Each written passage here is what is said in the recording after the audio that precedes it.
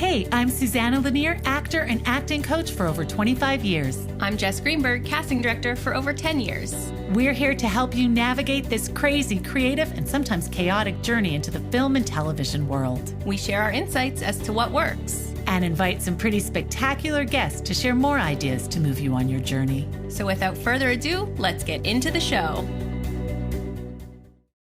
Have you ever wondered if Montreal was the best place to build your acting career? Well, this week we discussed that very issue with Sean Colby and Julia Borsellino, a Montreal acting couple who moved to Toronto 3 years ago. And today, Jess and I are going to weigh in on that. So, let's see. Jess, what do you think of that? Do you think Montreal's the best place to build your acting career? I think if your goal is to stay in Montreal, that you can have a successful career as an actor. So I think it's important to know what your goals are, what your intentions are, because work is not the number one for everybody. Right. There's family, relationships. Yes, there's career too. For me, I know I love Montreal and my family's here, and I never saw myself living far away from them. And so to me, I've always just wanted to make Montreal work. And I have, and I know I can continue to do so. And I feel the same for actors, as long as, you're willing to diversify in terms of maybe you're not only going to be doing TV and you're not only going to be doing big studio films, but there's voice work, there's commercials, there's video games, there's film and TV as well. So as long as you're willing to diversify, I think that you could absolutely build a beautiful career here in Montreal. Yeah, I agree. I tried to move out to Toronto myself twice, 25 years ago. And both times I ended up getting a play in Montreal. So I came home. I liked Toronto. There was a lot of action there. It did feel big, but to me, it was pricier than Montreal. It did feel hard to get into. So I kept getting work in Montreal. And I said, okay, I felt at that time, like the universe is calling me back to Montreal.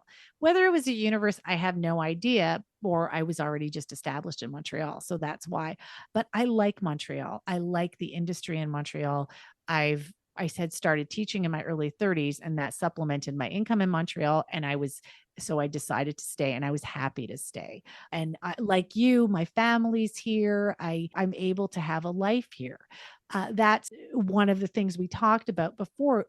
Often in other major cities, it's very, very expensive to live, and you have to have so many other jobs other than acting to support yourself. Are the opportunities bigger? For some, Mm-hmm. I've had students who have left and they have landed recurring roles in shows in Toronto.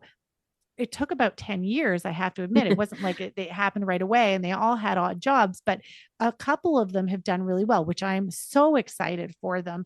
But you know what? I have actors who have stayed in Montreal and have also had careers where they book outside of Montreal, but they're based in Montreal. And so I think it can happen. I think it just depends on person and your ambition. And I do agree that Toronto has a different vibe. And if you hustle there, you might have an opportunity to book bigger projects. But I still think right now, with the world of self-tapes, if you can get yourself a big enough resume here and then get yourself a reputable agent in Toronto, I think you can, and you're willing to go back and forth. It's all by self-tape. So you go there for work. I think you can still do it.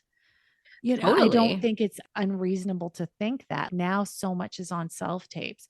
So yeah, I mean, I don't know. I've had lots of students go out to Vancouver and Toronto, and most of the ones who went out to Vancouver ended up doing a lot of stand-in work, and they're still doing a lot of stand-in work. And it's been a couple of years, because the thing is, in Vancouver, there's a lot of productions out there. So you don't necessarily have to get a part-time job. You usually, if you're willing to do background and stand-in work, you can make a living there doing that. And there's just less productions in Montreal. But if you're open to diversification, if you can work in both languages, even if you can't, you can still build up a career for yourself here and the life you can have here. I have a place here. I have a mortgage here. We go on holiday, family. It's different in Toronto, I think, or other places, Toronto or Vancouver, which would probably be the only other two places in Canada you would go if you were going to Yeah. pursue an acting career. It's hard, it's very, very hard to do that. So it's not impossible, and everybody's journey is their journey. And I don't regret staying here. I'm happy I stayed here. But I've also spoken to students, they don't regret that they went. They love Toronto and they Yeah. feel that there are more opportunities there for them. And they love the fact that they're in a place that could, the possibility they felt more open there than they did Yeah. here. They didn't feel the possibility was here.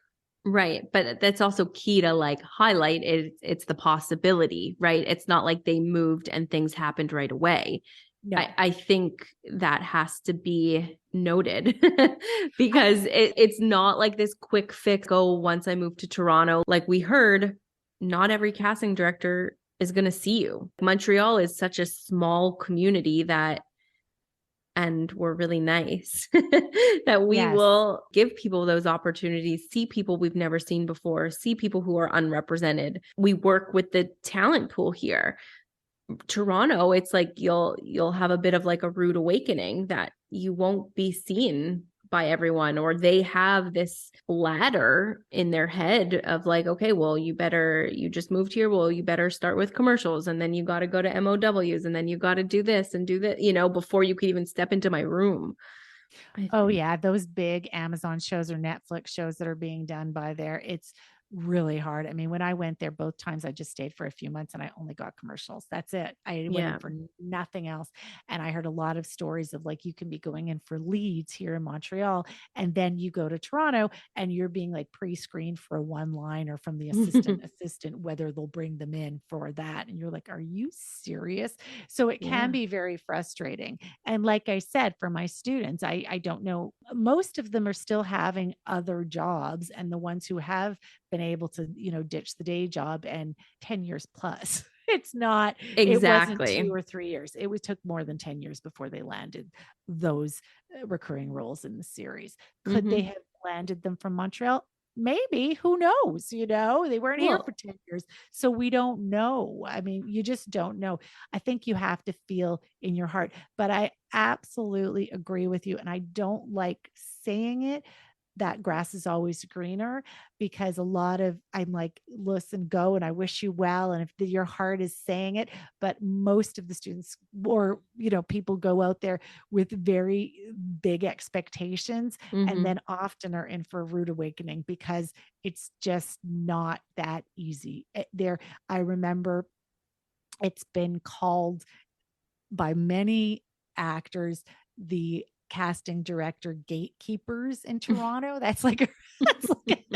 Because it's really hard to get in the damn room. Like, it's so hard. And that was a big feeling I had. I was like, they're seeing me for leads in Montreal and I can't get one audition except for commercials. And I don't aspire to be a commercial actor, and I had my other friend went out there for a year and she basically was able to make her living because she was double carded, and she basically did background work as a double carded commercial for a year, and she actually made some okay money, and that's how she survived. But it was hard, and it's hard to get a good agent. Like it was something. So, but again, I would say go in, be aggressive about it if that's what you feel your place is, and stay persistent on it. But also, like you said, what life do you want? What life are you looking for? You have to really like know yourself and be in tune with yourself and know what you want.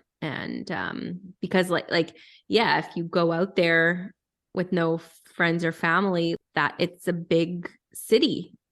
It's not like Montreal. And you could network and find your group of people, but it seems way more of like this like hustle type of big city. And that's what I love about Montreal is that we have the downtown and like there is like that energy of a city, but I think we also have this joie de vivre and like this balance that to me is so much more positive and healthy than just like this go, go, go. I don't know. We have, and that whole thing, we've discussed this, having to get the part because you need the money. Yeah. Like that desperation for, I was listening to a podcast, and sadness comes from when expectation doesn't meet your reality. Mm. So I think you can get sad if you have high expectations. Right. And also we do want to be optimistic and motivating and inspiring, but also realistic. And like these are the realities. So take your pick. And find your fun and find your group of people and make realistic goals, I guess, for yourself, and know what you want, like you said. Mm-hmm. Wonderful. Well, thanks everybody. Thanks for listening. And we will be talking more about this topic and talking to a couple of our favorite ex-Montrealers and how they found the journey. So we'll see you soon. Listen in. Thank you.